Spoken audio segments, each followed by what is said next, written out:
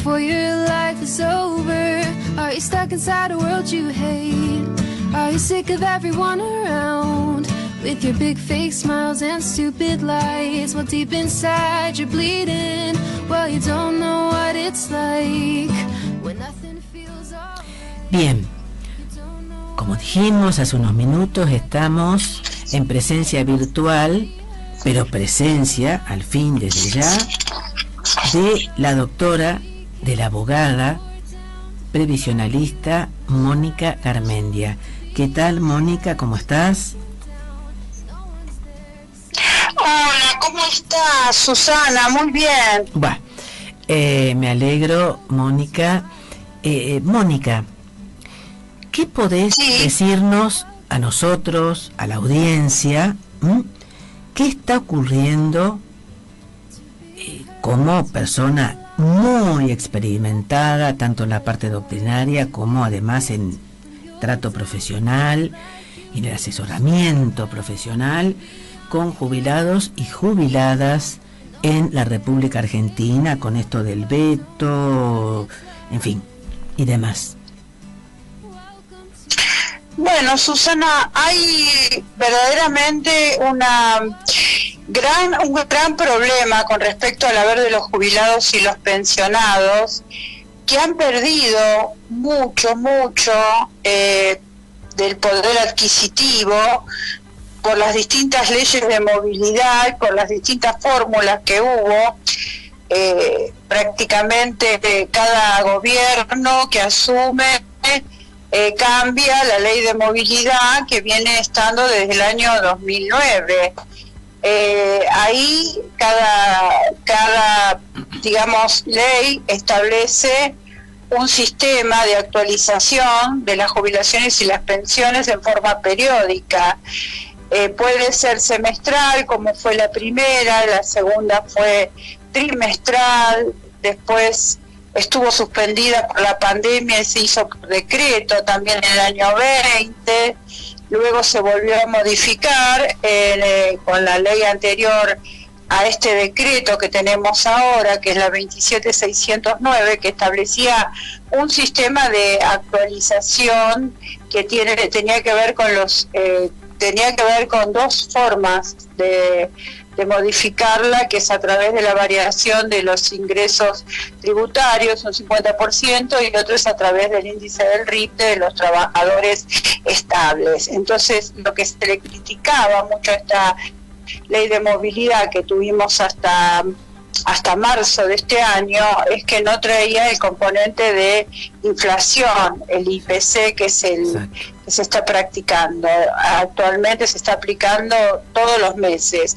O sea que, como te dije, primero fue semestral, después fue trimestral, después estuvo suspendida por decreto, después volvió a ser trimestral, pero con otra composición de los índices.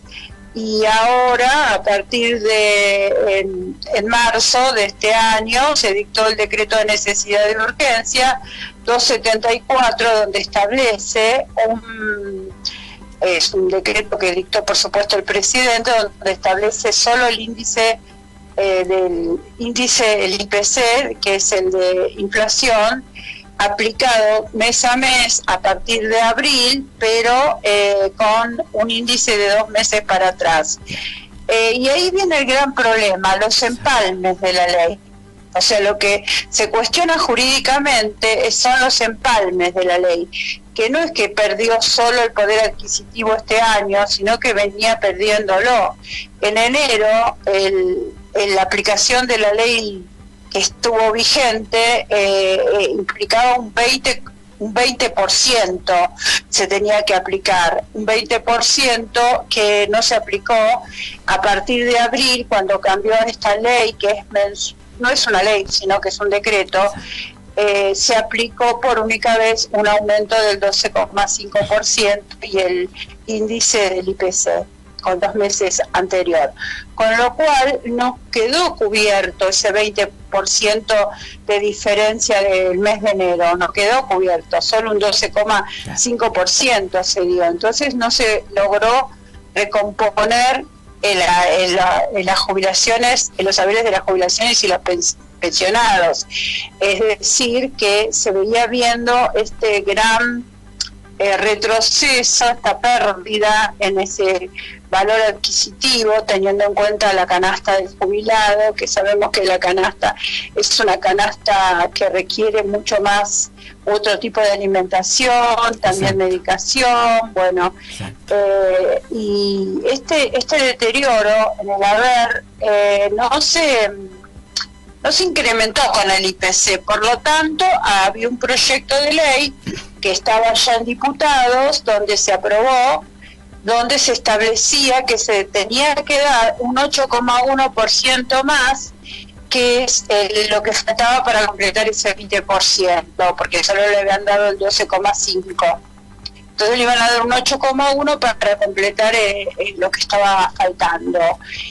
Y además traía otras cuestiones, este proyecto, que era que tenían que pagarse en 6 meses las leyes de jubilaciones, las sentencias de reajuste de jubilaciones y pensiones, que venían de morada. La ley establece que una vez que quede firme la sentencia, tienen 120 días hábiles para pagar, y este año no se habían pagado sentencias.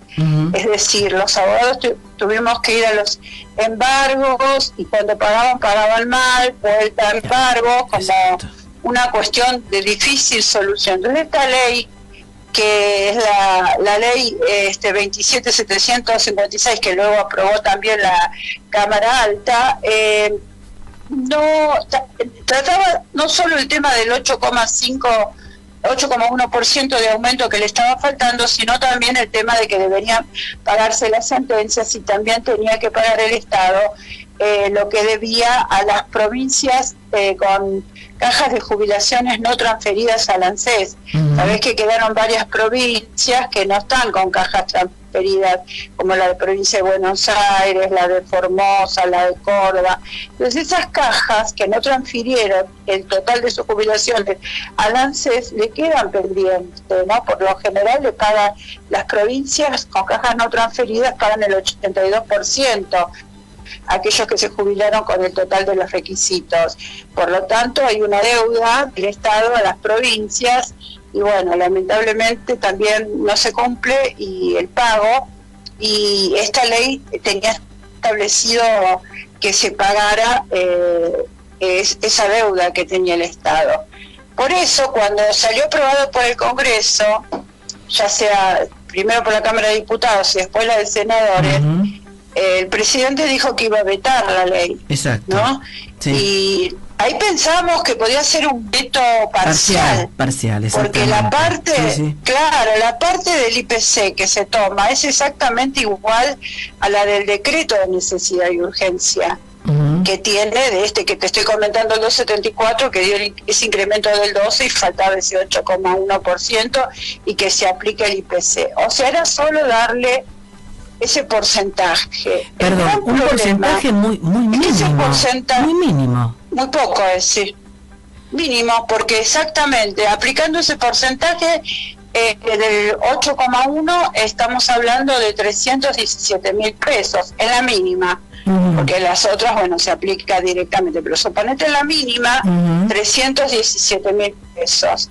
Y el haber en septiembre con el bono, que se aplicó también el bono, que se viene aplicando con carácter discrecional ese bono para las mínimas, o sea, no está dentro del haber. Exacto.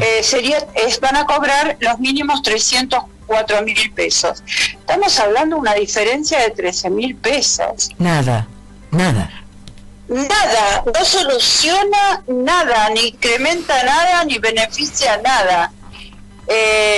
Entonces, teniendo en cuenta la canasta del jubilado. Exactamente. Ahora bien, podría haber hecho todo, incluso yo fui consultada por varias radios y pensé que iba a ser un veto parcial, pero no, es un veto total que hizo el 30 de ahora de exacto. El día viernes octubre. Sí, de agosto. Sí, exactamente. Veto, como les gusta a él, así, total. Un veto total donde no ni siquiera convalida lo que él escribió a través del decreto 274 que establece el IPC aplicando un índice mensual, que este mes es el de 4,03 y el mes que viene va a ser el de 4, y que hace 3 o 4 meses que viene siendo 4%. Ahora yo me pregunto, ese 4% que incide,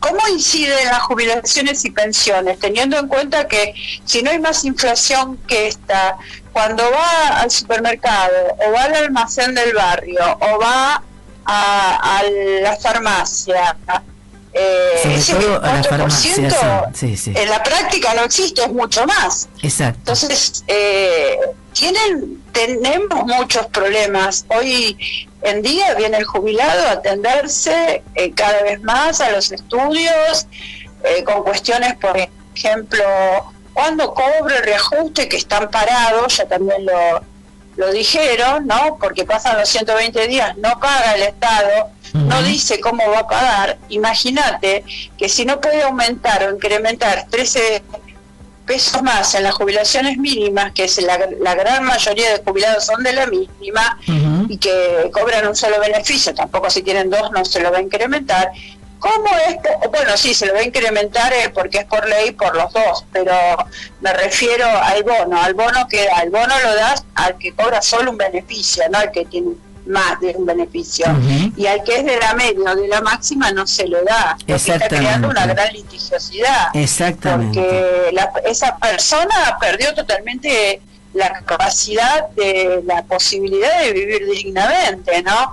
Fíjate que no pueden pagar la obra social porque no les alcanza, le llevan casi el total a los que no son mínimos, que tiene la obra social, que es del Estado, PAMI, que también empezó a tener inconvenientes con respecto a algunos medicamentos. Exactamente, no los cubre el 100%. No los cubre, exacto, sí. Claro, mire, una serie de... un efecto dominó contrario contra los jubilados, digamos, en contra de ellos, en contra del haber, en contra de la dignidad, en contra de la posibilidad de vivir dignamente. Eso es lo que estamos viendo. Incluso cuando van a protestar acá en el Congreso, no, estudio muy cerca del Congreso, por supuesto que vemos la represión que hay, ¿no? De tirar esos gases que son casi como una jubilación mínima. Totalmente, a personas de acuerdo, de más de 70 y pico de años de edad. O sea, hay que protegerlas, ¿no? Hacer esto. Si hay otros grupos, bueno, pero al jubilado no, al jubilado hay que proteger. Tenemos tratados internacionales que dicen, pero en este momento tenemos un panorama negro, Susana, con respecto a los jubilados. Lo vemos, y hay que se quiere jubilar también, porque hay muchas personas que nos vienen a consultar, ¿cómo hago para jubilarme el año que viene, que vence la moratoria que quedó abierta? Y ahí vemos el problema que pueden llegar a tener. Tratamos de asesorar en tiempo récord con todo lo que tienen y fijarnos qué es lo que les falta para ver si pueden ingresar porque si no, del día de mañana que estamos vislumbrando lo asistencial, nada más. Exactamente. Porque vos sabés muy bien también el trabajo precario, el negro, el tema todo también de la ley de base con respecto al trabajo y la incidencia que va a tener en la ley de contrato de trabajo y las modificaciones que se hacen. Exacto. Que queda prácticamente las garantías del artículo 14 bis en nuestra Constitución, donde tenemos derecho a cobrar un salario, a trabajar libremente, a cobrar una jubilación digna, que ésta sea móvil. Todo esto está trastocado. Sí, totalmente. Porque el tema de la movilidad jubilatoria, el tema de, por ejemplo, del 82%, que en algunas provincias existió, porque ahora, por ejemplo, en provincia de Santa Fe ya se está cuestionando también esto. Es decir, que esto es un ataque, a mi entender, salvaje, brutal, contra personas que han aportado y trabajado durante toda su vida. O sea, es un saqueo directamente. Exacto, y además que no le dan la posibilidad de mejorar su haber o de mantener una cierta paridad. Cuando hablamos del 82%, En provincias que la tienen, vos nombraste Santa Fe, pero yo te nombro la provincia de Buenos Aires, que las personas que se retiran con 35 años, la provincia, no la capital ni la nación, la provincia. Y en algunas otras también que tienen por decreto el 82%, ¿no? Ven que tienen una vida, digamos, que sí se les puede desvalorizar su haber por el aumento indiscriminado o mentiroso de las cosas, que dice que aumentó un 2%, pero hay provincias como en la que yo trabajo, la provincia de Santa Cruz, que en invierno, si no tenés el gas, la leña, todas las cosas que se necesitan, es mucho más caro todo. No es lo mismo que vivir en otra provincia con un clima más cálido. Por eso los sistemas previsionales hoy en toda Latinoamérica están en crisis, porque no se adaptan a la realidad que efectivamente sucede. Pues fíjate que hay una diferencia geográfica entre la Patagonia y el resto, también también los países que tienen el sistema de capitalización, si no hay personas con un digamos un salario como digno, Chile, por ejemplo, ¿qué van a capitalizar? No capitalizan nada. El que no trabaja, no trabaja, o el que no tiene posibilidad de reinsertarse en el mercado laboral. En este momento no tengo la estadística de todas las personas que han sido despedidas y de plantas permanentes, ya están en disponibilidad para ser despedidas en los próximos meses. Así nos estamos hablando con unas colegas en el Colegio Público de Abogados de la Capital Federal. Empleo público, privado, etcétera, etcétera. Mónica, ya para finalizar, en muy breves palabras, ¿qué sugerís en estos casos? Que hay incertidumbre y que hay represión y que se está atentando contra derechos humanos fundamentales de los jubilados y jubiladas. Bueno, principalmente las asociaciones de abogados y abogadas tienen que hacer una presentación, y algunos otros organismos también, los colegios de abogados de las distintas jurisdicciones también, porque no corresponde que hagan este tipo, primero, de ajuste terrible con los jubilados, que son los que menos ganan. Segundo, tenemos que defender los derechos, la integridad física, la libertad del jubilado, la dignidad, los derechos constitucionales, porque no puede ser que se gobierne, digamos, o se pretenda gobernar por decreto, existiendo los poderes ejecutivos y legislativo y el judicial. Y además el otro gran problema que tenemos, Susana, que vos sabés que se hace una petición y se incrementa la litigiosidad por distintos tipos de reclamos que se pueden llegar a hacer, probando estos extremos, ¿no? De que no puede vivir, de que la situación es difícil, de que no puede pagar la obra social, de que no puede pagar los remedios,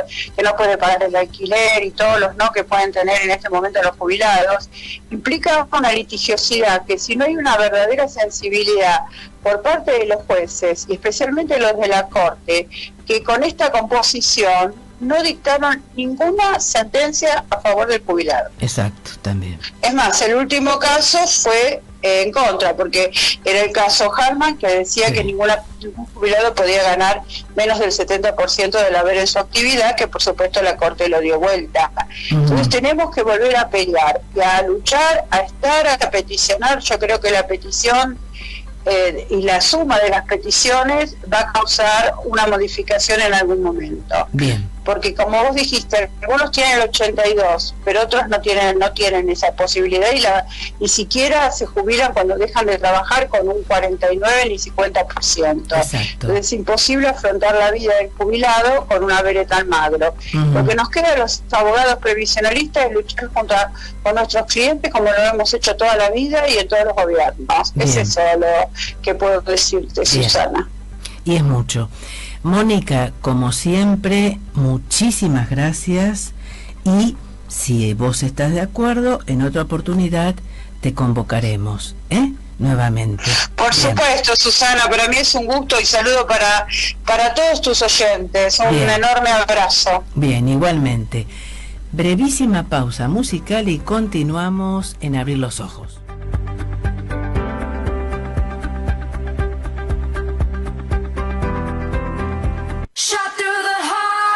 and you're too